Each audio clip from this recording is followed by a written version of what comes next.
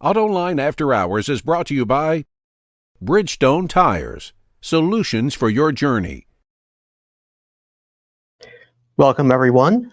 Appreciate your joining us on AutoLine After Hours today. John's not here, so again, I had to impanel the smartest people that I know in this industry. And since they weren't available, you got us. Sam. So, Sam, Abuelsamid, I will never be able to say your last name. It's harder than Vasilash, I can assure you. But so from Guidehouse Insights. Pleasure to be here. I got again, that Jerry. right? Yeah, you got it right. Okay. Stephanie Brinley, got that right. Yeah. From S&P Global Mobility. Yeah, thanks for having me back. And we have a newbie on the show, never been here before, John Snyder from Autoblog. John, happy to be here. Thank you. So I'm just throwing you into the maelstrom with these two. Yeah. I mean, it's just like so it's unbelievable. So I roll up my sleeves.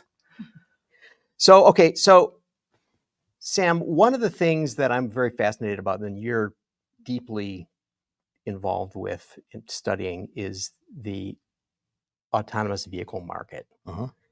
And a couple weeks ago, Alphabet said, Waymo, we're giving you $5 billion to help you. Does anybody else have a chance in that space? In North America, it's going to be tough for anybody to compete. But and it's still such a nascent market. Right now, Waymo is operating in 3 cities: in the greater Phoenix area, San Francisco, and LA. Obviously, some pretty good sized markets, and they're pretty well established. They're doing over 50,000 paid rides a week now between those 3 cities, and they just announced expansions in the Bay Area and LA within the past few days. And last month they also expanded, or a couple months ago, they expanded their service area in the Phoenix area to over 300 square miles.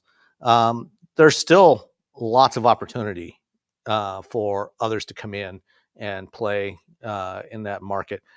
The challenge for everybody is figuring out a business model. And of course, that's just looking at the U.S. In other parts of the world, Europe, there's basically nothing yet. Nobody's established really yet.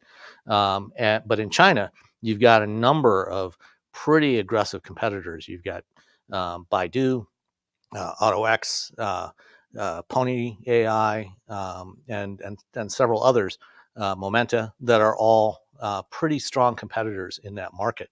So, I think what we'll see is the companies that are based here are not really going to gain any kind of foothold in China. And that's going to be a much bigger market for these things anyway, I think, than the US and for the foreseeable future. But there's still lots of time for others to come in. So in the next several years, you could potentially see Cruise make a comeback. Motional could make a comeback, and Zoox still has potential because they've got backing from Amazon. Okay, so you mentioned Motional, so that's the Hyundai Aptiv thing, but then mostly Hyundai now. It's 85% Hyundai. Because Aptiv said we're not going to invest in that anymore. Right, and what they said, when in doing that, and when they announced the additional investment from Hyundai into Motional a couple of months ago, at the same time they announced that they were pushing back their really their commercial launch of driverless robotaxi services to 2026. It was supposed to start. They were targeting late 23. They pushed it back to 26, stating that we're still trying to figure out what is the right business model to try to get to profitability. That's the same thing we heard a couple of years ago from Ford when they pulled the plug on Argo. Cruise, was struggling among other things with trying to figure out how to get to a profitable business model. Even Waymo is not making profits, not by any stretch of the imagination, which is why Alphabet is having to pump in another $5 billion. But the fact that Alphabet is now putting in that $5 billion when they had kind of scaled back over the last several years some of their investment in Waymo to see how things played out. Starting several years ago, for the first time, they took some outside investment because Ruth Porat, the now former CFO of Alphabet, was, she had been scaling back a lot of the outside projects, the other bets projects within Alphabet, but she kept going with Waymo because that one seemed to have the most potential. And now this is the biggest infusion that Waymo has gotten in quite some time with this $5 billion. So clearly, the Alphabet management sees that, yeah, we're starting to get some scale there, and getting some consistency, and starting to build up. And so they see some potential. Whether or not it's profitable potential in the next 5 to 10 years remains to be seen, but it's getting there. So Stephanie, you look at the car market very closely in vehicles and types. And so when General Motors announced that the Cruise Origin, the vehicle that was developed with Honda and General Motors, that bread box shaped thing, was off the table, and that they were going to go with the next generation Bolt, did that surprise you? Not really, with the problems that Cruise is having, and the primary reason that it got stalled and killed is they weren't getting the waivers that they needed to go with no steering wheel and with no accelerator pedals and no braking pedal. They needed that waiver in order to make that work, and they weren't really getting it. And there is a way to do it on a super low volume, but you have to do like under 3,000 units a year. And so during the earnings call, when Mary addressed that, she's like, that wasn't enough volume. And the normal low waiver, you weren't going to get enough to it. You couldn't get an approval to do that. They've been working with NHTSA, 4 years on that, Sam, I think? Something like that, yeah. So it's not new. So they didn't get that approval. And without that approval, you weren't going to be able to have enough of them at any point. And so they kind of were, and they've already designed it. So if they changed their mind, they could do that if they got their approval. They've got the tooling, they've got the design. Got the tooling. They could turn it back on at any point if they wanted to. But right now, they're not seeing it. And I agree with Sam. The part of the problem here is the business model for all of these people getting into it. It's twofold, I think, and that the technology, Waymo and Cruise have both demonstrated really strong technology. Part of Cruise's problem with the accident, of course, was one of those things that they didn't handle it as best as they could. Not just that there was an accident, but there was a little bit of back and forth on that, and that doesn't ever go well. Mm-hmm. But both of them are still building up and scaling and figuring out the technology. It's not necessarily ready to expand to 50 markets in the next 2 years. Mm-hmm. And even if it were, to Sam's point, they're not sure quite how you're going to make money on it. Their depot system hasn't been set up. Who are you really going to have manage the cars? Are you going to do it like Musk has floated? Do you do it like an Airbnb, or do you do it like an Uber car? These are questions that are still out there and haven't been resolved. And a lot of it goes to this really nascent.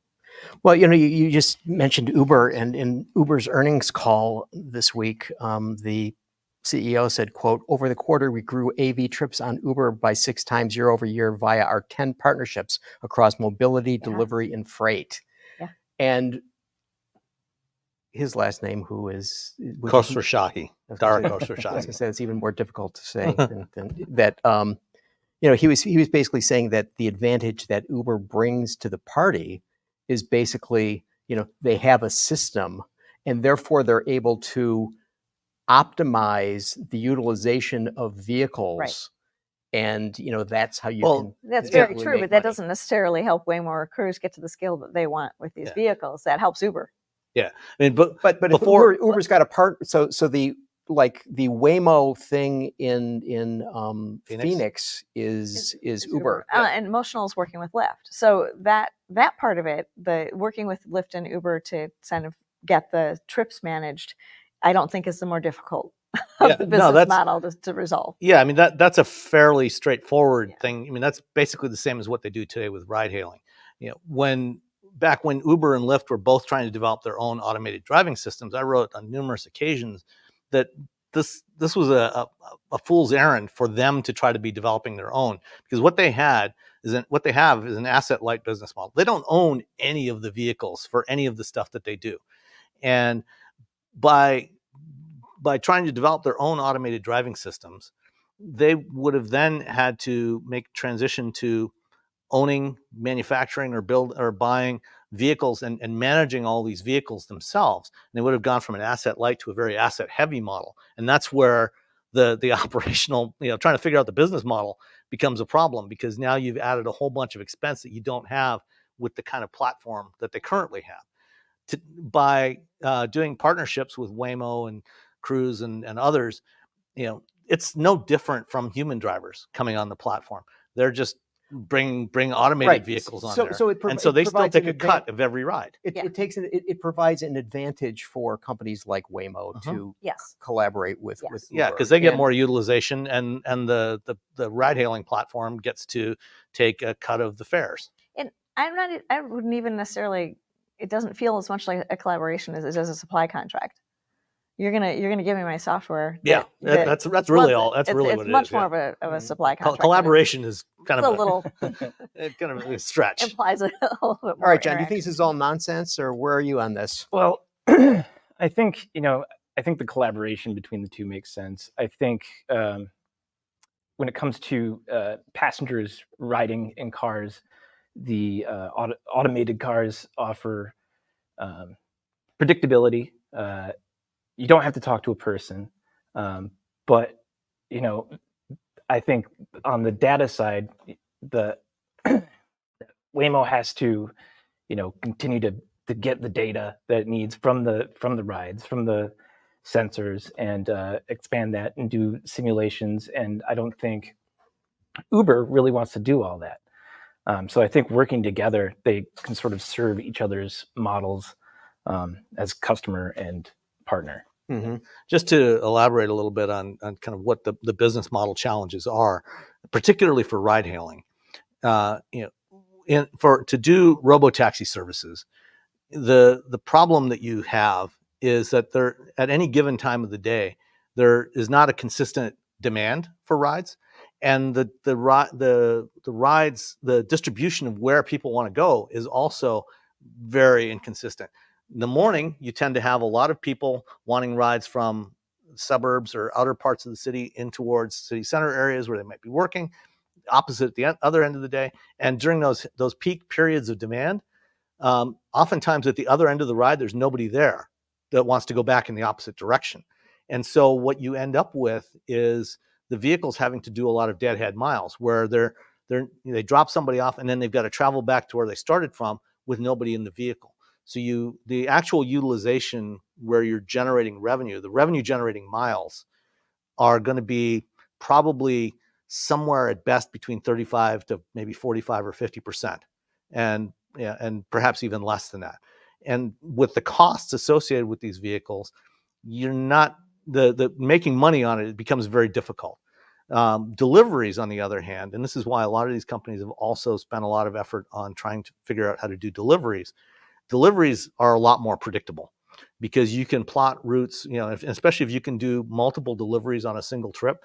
You can have the vehicle go from a warehouse or a store or a distribution center, do multiple stops, drop off orders, and then come back closest to where you started from.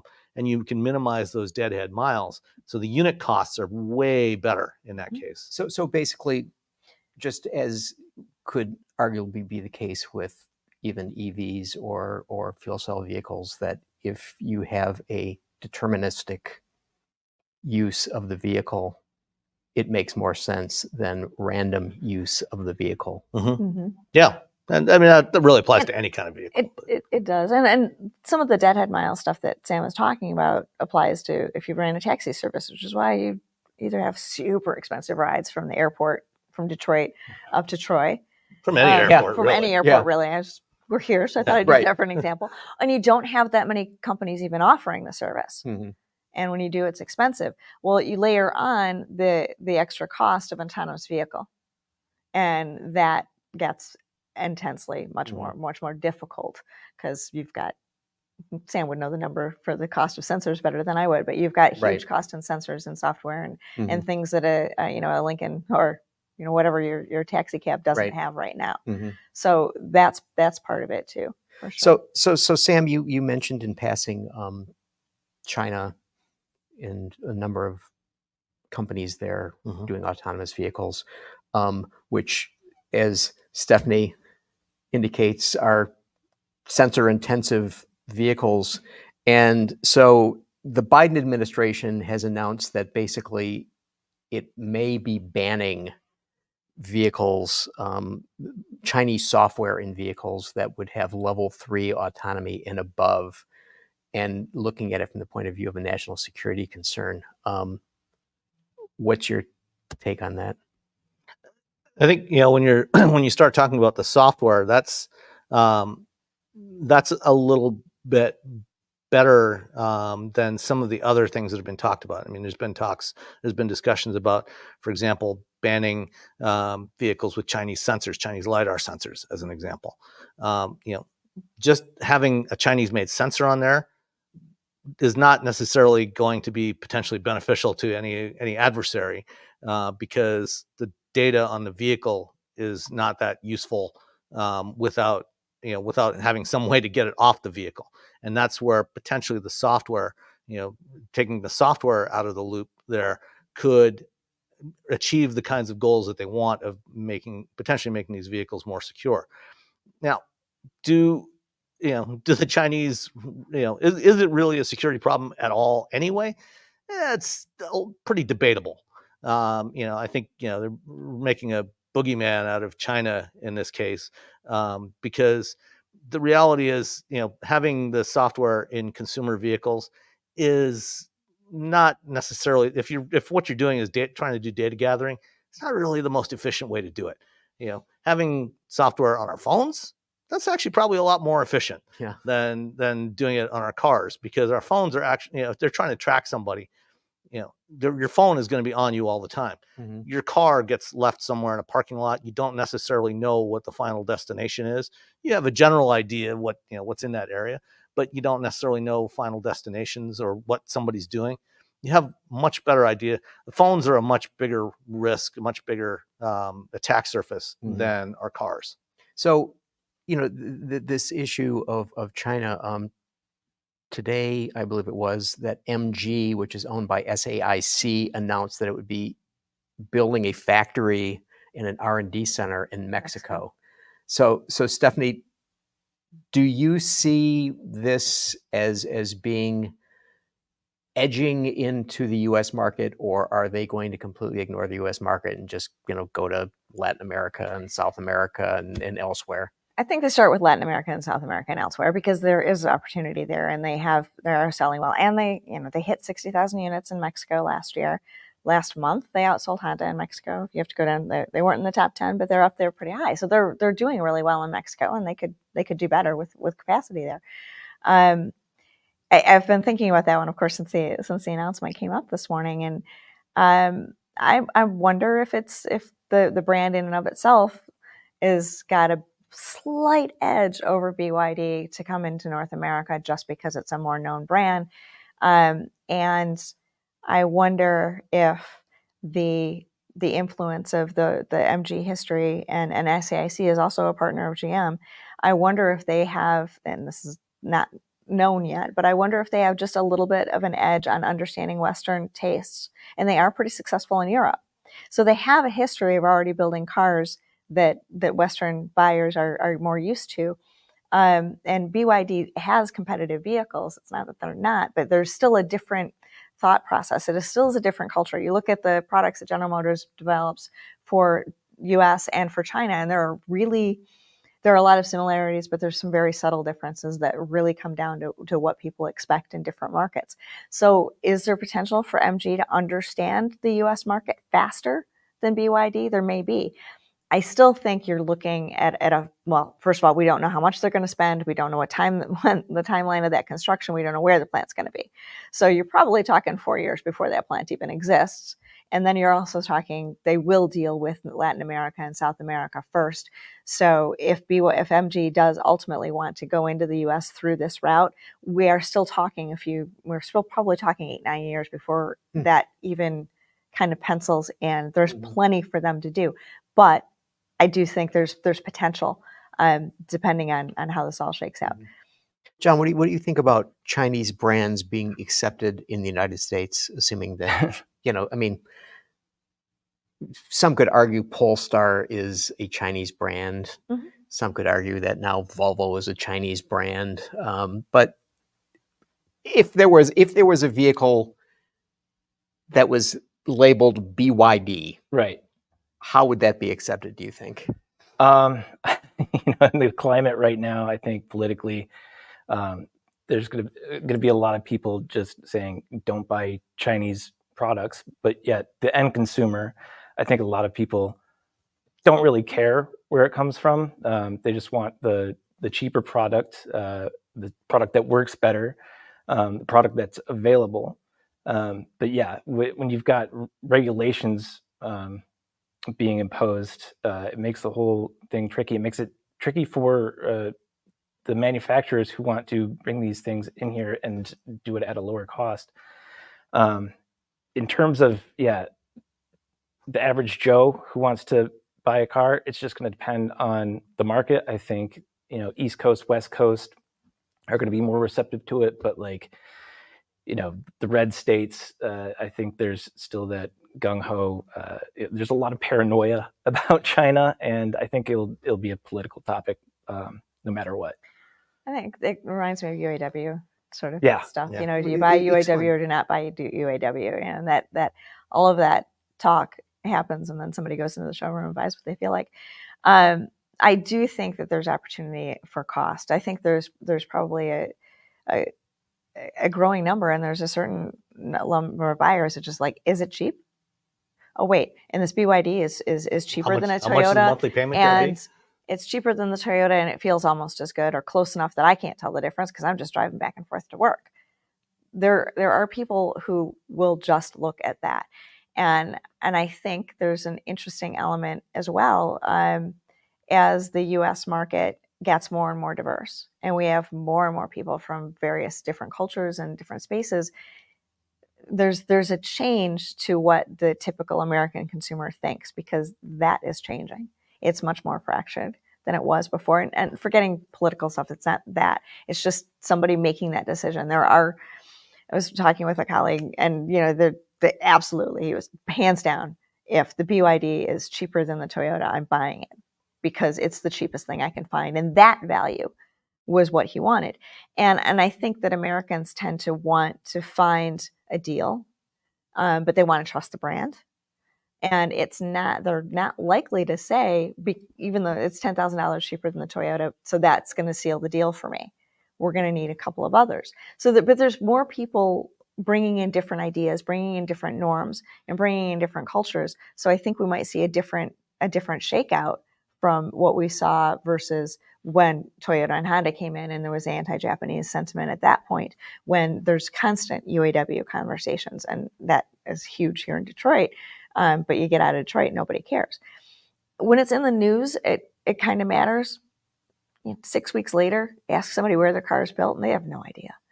They may or may not know. And MG, they may not. And I think it's important. One of the important things about the China brands, too, is whether they remember that MG was a European brand at one point. And Volvo doesn't feel like a Chinese brand to most American consumers. I don't think MG will. But BYD, they just don't know where it came from. See, I just sort of wonder, okay, they don't know it's Chinese till you tell them. Yeah. Okay, if we go And back, even then, there's a lot of people out there wearing red baseball caps with "Made in China" tags on the inside. Yeah. That they just don't care. Yeah. And I think if it's the right product, if it's a good product, Yes. it's well built, and is it a price that they can afford, They'll consider it. they'll absolutely consider it, regardless of where it comes from. I was going to say, if we go back to the Hyundai experience, when Hyundai was having all of those quality problems, right? And so basically, what did they do? They basically said, okay, we're going to offer the best warranty out there, right? And people listened, and they said, oh, if they're going to offer that warranty, they must be pretty good cars, because who wants to? Well, and there was timing on that too, because when they offered the better warranty, they had a better car than they did when they started. Yeah. So it wasn't just offering the warranty; there was the ability to improve that quality and get it to where it needed to be. And the warranty enabled people to give it a second try if they had, or if they knew somebody. When the chairman of Hyundai told the people that basically we are going to be offering this, they suddenly realized, we got to start building better vehicles. Yeah. They built the better vehicles, and they announced that they would have that. When you look at contemporary Chinese cars, especially the EVs, Yeah, 15 years ago, you looked at a Chinese car, and it was quite literally a joke. I mean, they were poorly built, they were terrible design, fit and finish was awful. You look at a Chinese car today, and it's as good as anything built anywhere in the world. It is. So, I think people will, they'll walk into a showroom and they'll look at that and they'll say, "It's how much a month? Sign me up, I'll take it." So okay. So I want each of you to say, okay, what will the consequence of this be on the domestic auto industry in, let's say, 10 years? In 10 years, I don't think we have I think we're looking a little bit further out than 10 years. I don't think 10 years is going to be at least for the U.S. market. Yeah. U.S. market. For global, it's a bit of a different story. But the other part of it is anytime you enter a new player, somebody loses market share. Right. Yeah, there will definitely be more competition, and it depends on the rules at the time. Like, are they going to have to build manufacturing in the U.S.? I think the already established players have more of a head start, but then there are people like Volvo. Yeah, we'll just switch our manufacturing from China to South Carolina and call it a day, and just expand that. But I think, 10 years, you might start to see a little more competition, which I think will be definitely good for the consumer. But I don't. It'll be longer than that before I think any major player starts getting hit here at home. In China, like GM, Ford, they are going to struggle, but here I don't think so for a while. Yeah, I mean, Western brands are already getting hammered in China. I mean, they've gone from a few years ago having a majority of the Chinese market to now being like 35% of the Chinese market and shrinking fast.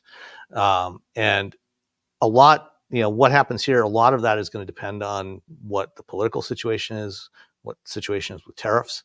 If we start applying tariffs even more aggressively, even if they start trying to build vehicles here, Trump has talked about putting tariffs on Chinese brand vehicles built in Mexico. Well, and technically, vehicles built in Mexico should be able to come in duty free because of the USMCA. But if he starts, if he or anyone else starts applying tariffs to Chinese brand vehicles built in Mexico, that's going to have an impact on what the adoption is, because it obviously has a big impact on what they can offer as pricing. A lot also depends on what the Chinese domestic economy looks like, because one of the things to keep in mind is a lot of these Chinese OEMs are still losing a ton of money. Most of them are not profitable, and most of them have at least some notable equity stake that belongs to some level of Chinese government, whether it's the federal government or provincial or local government. They have a significant equity stake in there, and they are being subsidized. And a lot of these vehicles are being sold at a loss. How long can they continue to do that, in order to gain market share? It remains to be seen. But I mean, okay, so there's like, half a bazillion Chinese automakers. Maybe a quarter. Give or take, just ballpark in there. Okay. But I mean, isn't it basically, it's BYD, Geely, and SAIC. I mean, those are sort of like the big three, right?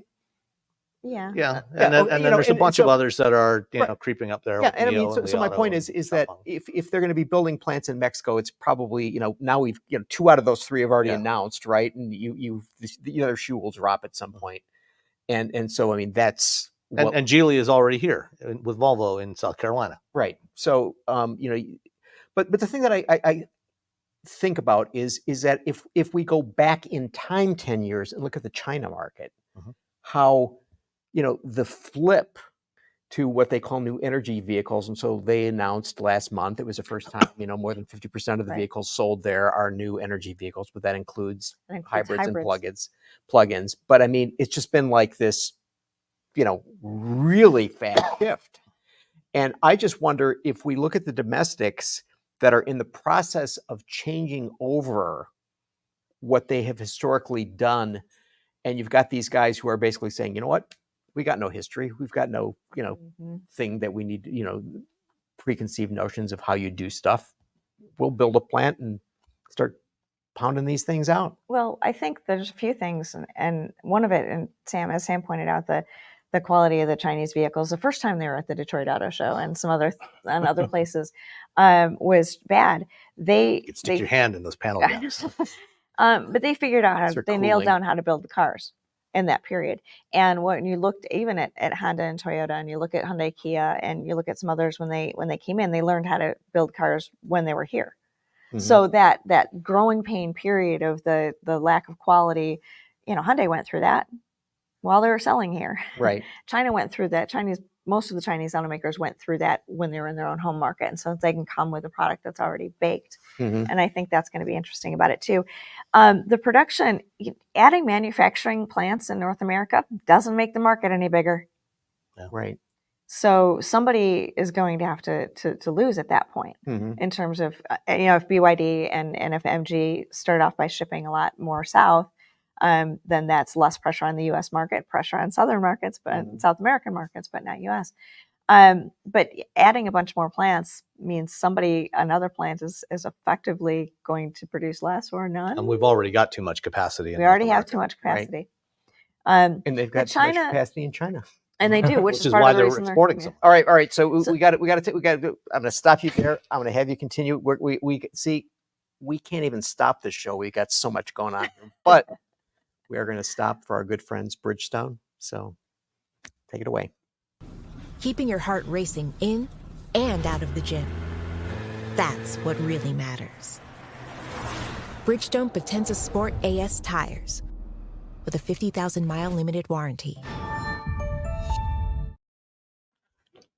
And we are back. And I interrupted Stephanie when she was talking about the overcapacity situation in the United States, talking about how if we get new Chinese plants in here, that this means somebody else is going to lose some volume. So somebody else will. And it doesn't necessarily have to happen quickly, but that ultimately will happen. Mhm. We already have more capacity than we really need. And China, the mainland China market with new energy vehicles being not necessarily pure battery, I think that's an interesting thing too. Because if you look at Toyota, for example, and apply the Chinese definition of new energy vehicles, like they're at 50% for some of their things. Right. They're already like there with just hybrids. Right. So I think that considering and granted, the most of the conversation is about Chinese automakers bringing in electric vehicles because of the potential price parity there. Considering them as only new energy vehicles and assuming that is the only way is an interesting element of it too. Mhm. It doesn't necessarily the Mexico BYD Shark, right? That's a plug-in hybrid. That is not an electric. That's not destined for the U.S. right now, but they're not only electric vehicles. And I think thinking of them that way is interesting as well. You have to kind of think about it a little bit differently, that powertrain solution. And you actually have quite an interesting mix of vehicles in Chinese market. You've got BEVs, you've got hybrids, you've got what we think of as traditional plug-in hybrids, like 20, 30, 40 mile range. But there are also an increasing number of extended range EVs, where it's a larger battery. The engine is only operating as a generator, kind of like what we're going to eventually see from Stellantis with the Ram Charger. And there's already a number of those on the market in China. And so there's a more diverse mix of vehicle types, powertrain types in that market, and things that they could offer here that we're not currently getting from domestic manufacturers. Mm-hmm. So sort of shifting to another thing almost entirely, and this is going to be right in your ballpark, I think. So did you see the report that Carlos Ghosn said that basically Honda is manipulating to take over Nissan? And this goes back to when Nissan and Honda earlier this year had announced that they were going to be collaborating on software-defined vehicles, and now they've added Mitsubishi to the mix. And so I started looking into that agreement that they had, and I mean, I was really rather astonished of the closeness with which they are talking about collaborating. They're working on R&D, quote, considering the possibility of mass production development of whatever comes out of this R&D. They're talking about batteries, sharing specs and suppliers. And Honda and Nissan will study the lithium-ion batteries for EVs manufactured by LH Battery Company, a joint venture company between Honda and LG Energy Solutions, to Nissan in 2028. They're going to commonize the specs on e-axles, and they're going to look at their global portfolios and agree on models and regions to provide supplemental models to one another. So, Sam, this software-defined vehicle thing seems to have kicked this off. Tell us what you think about what's going on here. Yeah, well, between software-defined vehicles and electrification, there's a lot there's a lot of things that are very costly to develop that are not necessarily product differentiators from a consumer standpoint. Things like the battery, the underlying software platform that's running on a vehicle. Even most of the applications that are running on a vehicle, to the average consumer, they don't know the difference between what comes from a dozen different companies. It's all basically the same. User interfaces, the top level skin of what it looks like, that's where you can differentiate. And some of the features, that you can put on there to create a different user experience are differentiators. But there's a lot of this other stuff that's very costly to develop and benefits from a lot of scale, both on the R&D side and the manufacturing side, that it makes sense. And I think, we've already been seeing a lot of these kinds of partnerships. And we saw the recent announcement of the joint venture between VW and Rivian to use Rivian's electrical and electronic architecture and their software platform for future VW Group vehicles. And we're going to see a lot more of that. This is just one example. Whether Honda goes all the way to a full takeover of Nissan, that may or may not be necessary if they can gain enough benefits just from the collaboration on the underpinnings of the vehicles. It's an interesting development too, and I guess I would say we're thinking of when Carlos Ghosn says this is an obvious takeover. Is that a little bit of a old school thinking? Because the reality is you need to share on the batteries, and you need to share on the software, and you need to share on, to Sam's point, those things that the consumers don't really care about. They care about the range of the battery, they care about the power of the battery, but where it came from and what chemistry does not matter to the consumer at this point. It's not something they can choose. So if you can share all of that, and if you say that Honda's looking to take over Nissan, that's thinking about it as manufacturing plants and the vehicle stuff that is separate. So maybe it's a little bit that the world is changing, and I don't know that Honda's really trying to. How many years ago did Sergio Marchionne have his confessions of a capital junkie? Yes. Yeah, when he was saying that the domestics needed to share all of that stuff, and I mean that was 10 years ago. Something like that, yeah. I think as long as you share the underpinnings and not the designs, I think consumers aren't big fans of badge engineering. You look at the partnership with Honda and GM, and just some of those things just don't carry over very well to Honda, and it's sort of, I think, almost dilutes the brand a little bit. But as long as it's stuff that's underneath the skin and you don't see, I think it makes a lot of sense. Ford and Volkswagen had pretty good success with their partnership, trading underpinning of vehicles while still maintaining their own designs. So expand on that a little bit. Okay, so the Honda Prologue is GM. It's basically a Chevy Blazer. It's a Blazer. Okay, I knew it was one thing. And there's like GM switchgear and stuff in there. So that vehicle, are you suggesting that that's not a good thing? Yeah, sort of. Yes, I think in its execution, it should feel more like a Honda. I think Acura did it a little better, but yeah, a little better. Well, there are challenges with those two vehicles because the GM Ultium platform is so overweight that it has negative impacts on the driving dynamics. I think that's a big part of the way those vehicles feel. Yeah, and switchgear is interesting, and some consumers aren't going back and forth necessarily to Chevy and Honda, and may not pick up on the switchgear. But you're right, that's where differentiation needs to happen. I mean, I remember when Saturn was bringing just between us. That didn't happen. I wasn't around. I'm old enough to remember. No, when Saturn brought over the Astra, which was Yeah, that was an Opal. it was an Yeah. Opal. See, I thought you were going to go down the road when Saturn offered the Red Line, which had a Yes. Honda It engine. did in have it. but consumers didn't notice that. But it was the But cool it was a thing, Honda though, right? engine. It was the cool like, thing. Yeah, Red strategy line. red line. Yeah. But no, I remember sitting in that car and thinking, like, the switchgear is very European. And that was a bigger step because it was European switchgear, which operated a little bit differently and wouldn't feel as familiar. At least Honda's using GM switchgear. It operates the way that the consumer expects it to. But that's where some of the differentiation needs to come into play. But how much do you want to spend on developing a different turn indicator? Yeah. Right. But you know, as an example, I just spent the past weekend driving the 2025 Lincoln Aviator, and a couple weeks ago drove the Explorer, the 25 Explorer, and those under the skin are the same vehicle, but you sit in it and it looks and feels completely different from an Explorer, and it looks completely different on the outside. That's an example, and that's within one company. Right. There's no reason why two companies or more companies, if they collaborated in the right ways, couldn't provide that more of that differentiation that the customer does see and feel in the driving experience. And so it can be done.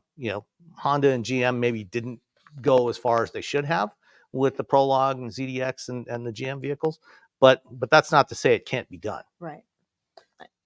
So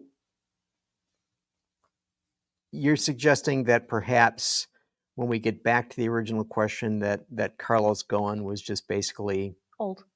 or looking for some visibility. Yeah, looking for some attention. Oh, of course, yeah. Yeah. Yeah.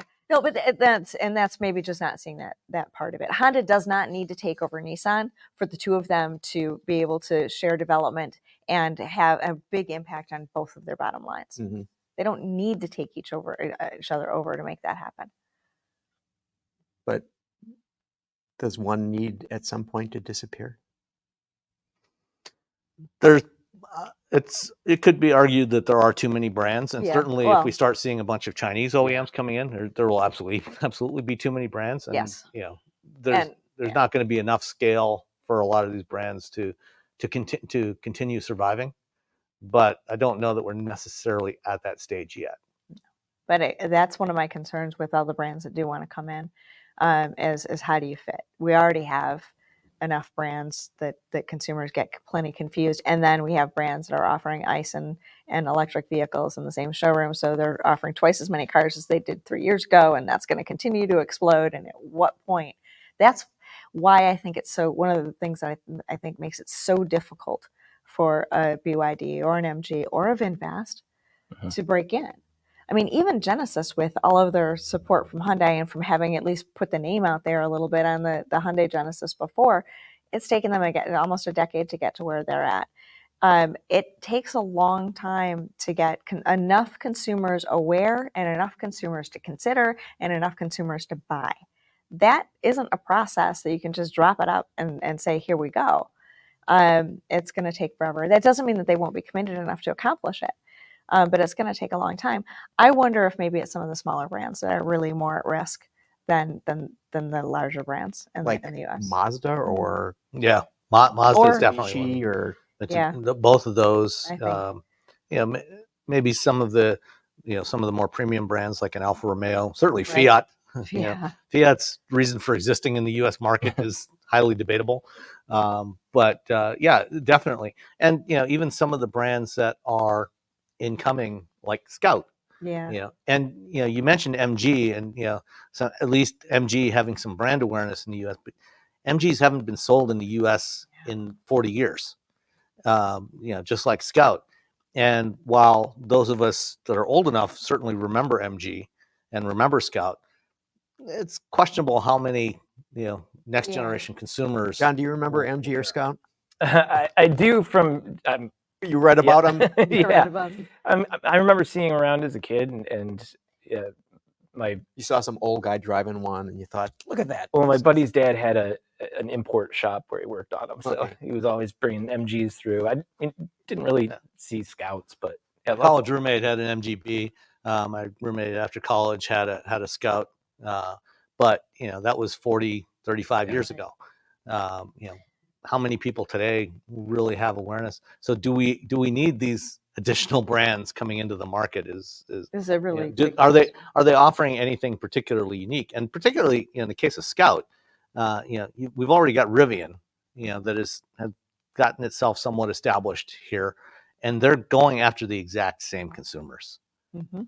So okay, so are you suggesting that? So for those who have not heard of the new Scout, this is basically Volkswagen has said, okay, we own this brand because what they got it with Navistar. Yeah, they bought Navistar, which owned the Scout international brand name. Yeah, owned international owned Scout, and so they're building a factory in North Carolina, Georgia. Yeah. Thank you, Sean. To build this adventure vehicle, right? Electric. a pickup truck and an SUV that are electric, just like another brand, based Right. in Illinois. So All right. small market, and then another. And it'll probably be sharing the same electrical architecture and software platform. Mm-hmm. So okay, so what I thought I heard you say is that basically that you've got Rivian and Scout, and we've got too many brands, right? Mm-hmm. So does this mean one of those goes away, or we just live with two companies offering essentially the same product? I mean, we already have multiple companies offering very similar products that compete with each other. But we're talking about new ones. But in the case of new ones, that don't have an established brand awareness, it's debatable whether they will be able to get enough traction in the marketplace to be self-sustaining. I feel like Scout's a cool enough brand though that they can leverage some of their history and get people pumped up and The question is, can they get enough people pumped up, and do enough people want it? that is a really good question. I mean, it's a funny time to be coming. Before we were coming into this conversation, and Bronco and Wrangler are obviously not electric, and both of them had production issues at the end of 23 with the strike and with some other things, but that market hasn't really grown with Bronco coming in. So you're saying the pie is this big, Yeah. and Wrangler used to have a big piece of that pie, but now the slice is They've got a changed. much smaller slice. But So- it's still the pie. Yeah, So if Scout and Rivian are going for the same customer, you don't get more customers because you're still going for the same customer. And is there enough volume of those customers to support two brands? The market will decide. I won't. But that's the question. As we go, Scout's really cool. As we go, Bronco is really cool. Are there enough to support it in the long term? Bronco's not going anywhere. But you've also that's got the other challenge. competitors Yes. also going for, like Toyota this year has launched a new 4Runner, Yep. a new Land Cruiser, both of which are arguably in very similar segments to Wrangler and Right. Bronco and Rivian and Scout. And there's others, coming over the next several years as well from other manufacturers. The off-road oriented adventure type SUV vehicle and that whole attitude and ethos is really popular right now, but it doesn't necessarily mean that there's still not a ceiling for the number of people who want it. And when everybody's kind of heading that direction, I think it's a big question. 500,000 vehicles a year. And I don't think it's growing a lot. I mean, Okay, so we've established that Volkswagen owns Scout. Volkswagen has just announced it is putting $5 billion into $5 Rivian. billion is a constant number, right? We've hit it twice a year. It's It's $5 billion for a new battery plant here. It's $5 billion. It's just chump change at this point. It's a good number. It's a good number. It's the ante to get into the game. Yeah. Okay, so I'm just looking at it from the point of view is that basically, and what people don't know is that we had a little exchange about this yesterday. So I'm still astonished that Rivian announced it lost not $5 billion, but $1.46 billion in the second quarter, which basically means it lost $32,700 per vehicle sold.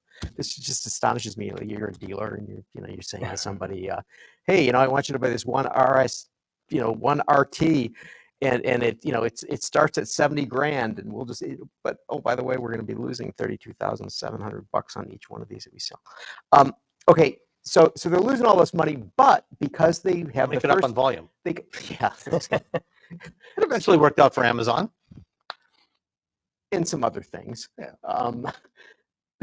So they got the first tranche of the billion, and that's like save the day. So I look at it from the point of view, I'm in Wolfsburg, and I'm saying, holy crap, things are going to hell in China for us. Things are going to hell in Europe for us. We're putting all this money, and yes, I understand that this is for a software-defined vehicle, electrical architecture sort of thing, but I'm saying, we got this company, and they're competing with our Scout. I don't think I like that very much. So maybe I wouldn't want to be sitting in Scott Kehoe's chair, right? Yeah. So Scott Kehoe is a man who runs Scout. So, okay, Sam, elaborate. Well, Scout is still at least 2.5 years away from first production. Rivian, is already selling about 65,000 vehicles a year. A year before Scout arrives, Rivian's going to be launching the R2 and then the R3. I would not want to be the last one arriving at the party. And for Scout, that's kind of the position that they're in. They are going to be one of the last ones arriving to this party where there is, as Stephanie said, a limited demand for these types of vehicles, at least, like the R1 class, maybe more so for the R2 and R3. Those should definitely sell in much higher numbers because they're going into market segments that are significantly larger, especially the R3. But it's, when you're starting from scratch, building a factory, building a platform, and reestablishing a brand after 40 plus years, that's going to be a tough challenge for anybody, for the folks running Scout. So do you think it'll be to the point where there's actually someone running Scout, or do you think that at some point in the not too distant future, not 10 years, sooner than that, 5 billion, 10 years, that's the numbers of the day, that Volkswagen just may say, we're running out of cash here. RJ Scaringe doesn't want to give up. Yeah. I think that Rivian and we haven't, and the deal is not complete, so we haven't seen the final documents yet. But from what I can tell so far, Rivian's independence is maintained in this. And I don't see Rivian wanting to do that. And they're in the right trajectory. These losses that they've had are reduced from before, and it's getting better. At one point, they were losing $110,000 on these vehicles that they were selling for 70 or 80. So it was way bad. And the volume that should be expected, there's a limit, right? They do need to get that volume up. They do need to get the scale, but they're also going to lose, or they're also going to get a lot of benefit from the scale of the components that now are going to be spread across VW vehicles. Not quite as quickly as the media report sort of suggests, because it's going to take time for VW to put it on their architecture. But that is a benefit for Rivian. Rivian's going to get some revenue out of that JV too. And some of it, comes down to attitude. Rivian had a plan that didn't include being bought by someone else. And if they can execute on that plan, then they don't need to be. So I think the hang up is going to be at Rivian. And VW has 15 brands. Do you really need another one? And just the idea of just buying it, it's just kind of just quick, and like that sounds obvious. But do you remember what VW's EV and software-defined vehicle initial investment was going to be? Is way over 50 or 60 billion. I think it was on the order of about 80 some billion dollars. Yeah. And they spent $4 billion on what was on Argo. Argo was in the billions too, and they just walked away from that. Yeah, they put about $2.5 billion into Argo, and just walked away from that. So the $5 billion is a lot when you think about it as Rivian. It's a lot when we think about it here, but when you look at what VW is spending and what they have, it doesn't necessarily mean, oh, I bought you, I own you top to bottom because I gave you this money. Right, but I go back to the point, and they're getting something for that money. But you go back to the point of, okay, if you have an exact, almost competitor to what you are trying to sell, you may look somewhat askance at least one of the two things. Let's put it this way: I am not 100. I am far from 100% convinced that Scout vehicles will ever go on sale. How far from 100%, Sam? Come on. I give it maybe at best a 50-50 shot. Really? That Scout makes it to production. Wow. That's more likely than I would not be at all surprised to see Volkswagen Group, pull the plug and say, yeah, we don't need this other brand. We don't think that we're going to be able to sell enough of these to justify the investment, and that they just say, yeah, no. Yeah, when Scout was announced, everyone was banking on more and more EV buyers, and sort of plateaued a little bit. I think a lot of the EV share is growing among everyone, sort of, but Tesla. But still, there's not the turnover from ICE to electric as everyone expected, maybe 2, 3, 4, 5 years ago. And back then, the Bronco came out. Everyone's really excited about this, and Bollinger, people were pretty excited about that, enthusiasts anyway. But then they see we had the Bollinger in the studio, I think twice. Yeah. It was literally here in the studio, and Robert Bollinger, very very loud minority that were saying, "Yeah, this is really cool. We want this." And it's kind of this a very similar loud minority that talks about loving brown manual transmission station wagons. So with a diesel, or a big supercharged V8, that'll also work. So there's often a loud minority that speaks up, and then when it comes to actually putting their money on the line, it's like maybe not so much. So Scout, like I say, I would give it at best 50-50 that it makes it. But to the question of Rivian, the thing I think what's going to be interesting to watch is the next 2-3 quarters for Rivian, because they're now starting to build the updated version of the R1. The original R1 was a really good vehicle, but it was also in many ways very over-engineered and very expensive to manufacture. It was way more. By the time they got to production, they realized it was way more expensive to build than they thought it was going to be, because of a lot of design decisions that they made. For things that consumers don't actually see. And, having looked at the details of what they're changing for the R2, and what they're building now, that's taking a lot of cost out of the vehicle. So, from a consumer perspective, it's very much similar. In fact, there will be even higher performance versions of it. But it'll have a lot of new feature capabilities, but it'll cost Rivian a lot less to build it. So that gap, I think, over the next 6 to 12 months is going to shrink dramatically. And I would not be surprised to see them get to at least break even on the R1 by the middle of next year. So speaking of cost, and Stephanie, I want to have you handle this one. So I looked at cars.com, their 10 cheapest vehicles that had ICE engines in their 10 most affordable EVs. So I added up all their prices, divided it by 10. And divided by 10. How clever of me. Yeah. And so for now, this is certainly not an apples to apples comparison, because I don't think I've ever been in an EV that hasn't had a really nice interior that's been well thought of and well executed. And I've been in some ICE vehicles that are not, yes. You remember the Mitsubishi i-MiEV? Well, all right.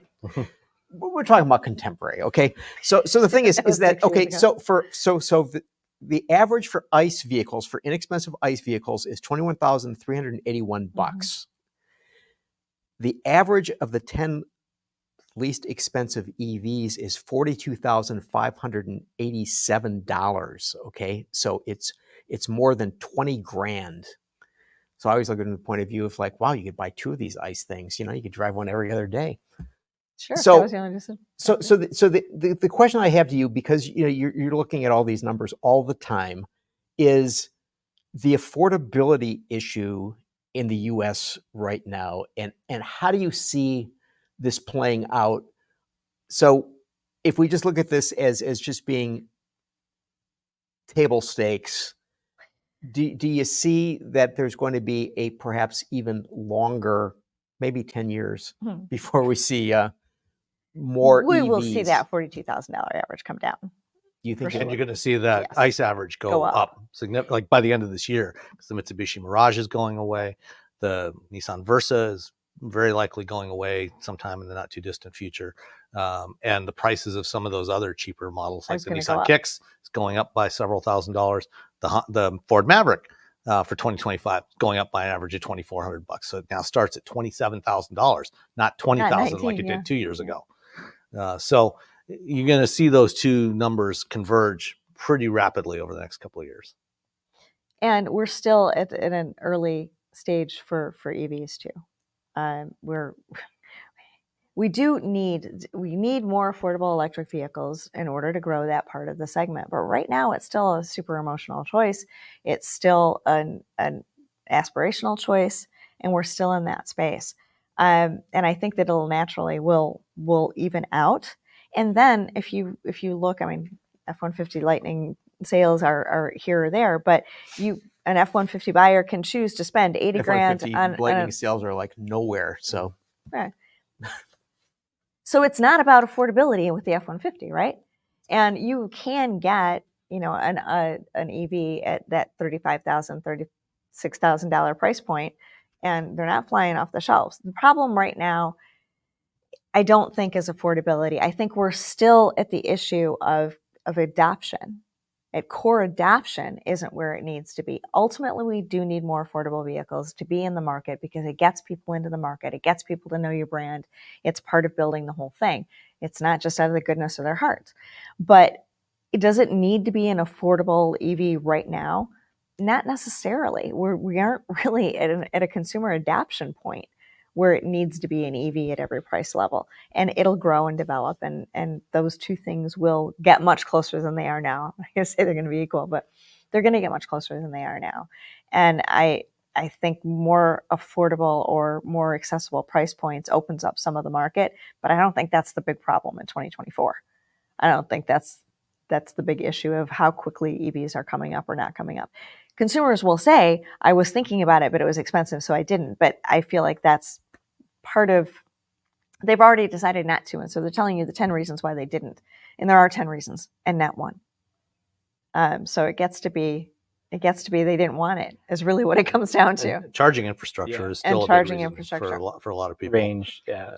Education and experience. Experience is still a huge issue with that. And by experience, I don't mean just did they see it on the road and did they drive it, but I was talking with somebody the other day. I'm like, I don't know, do you need to bring back, it hasn't worked on ICE cars, but bring back a 2 or 3 or 4 day test drive with an electric vehicle so somebody can kind of see what happens if you live with it for a couple of days.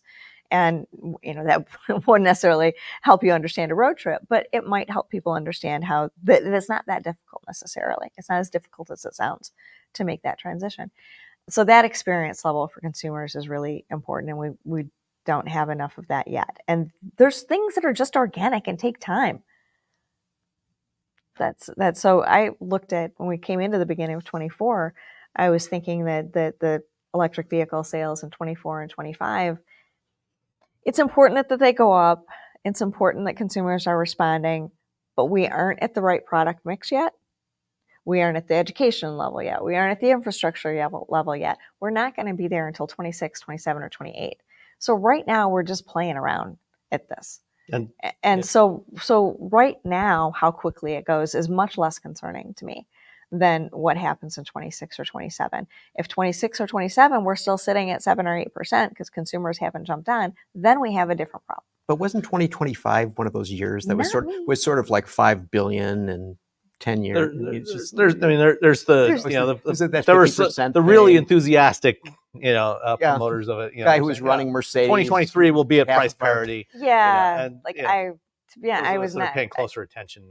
I was not really on board with the 21 and 22. We're gonna all. Yeah, I thought 2025 was just like that is the day. That's gonna be the magic year. But But the other thing about throwing out a number like that, whether it's Mary Barra's 2035 light vehicle electrified number, whether it's a Barack Obama, we were going to have 1 million EVs on the road, 2010 or something, 2015, and but the important thing, an IMEV, so.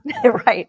One of the important things about putting those sort of targets out, though, is it does set a direction for the company or the government or whatever organization has set it, that through top to bottom, you can say, okay, if I have choice A or choice B within the organization that's going to make it happen, I'm going to choose this because this is the direction that we want to go.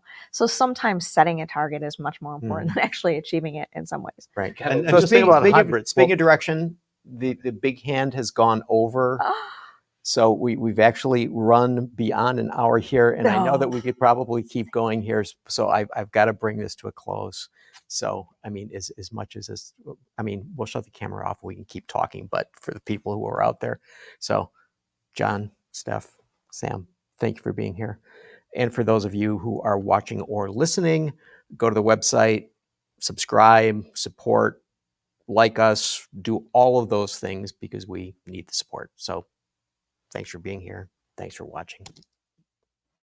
AutoLine After Hours is brought to you by Bridgestone Tires, solutions for your journey.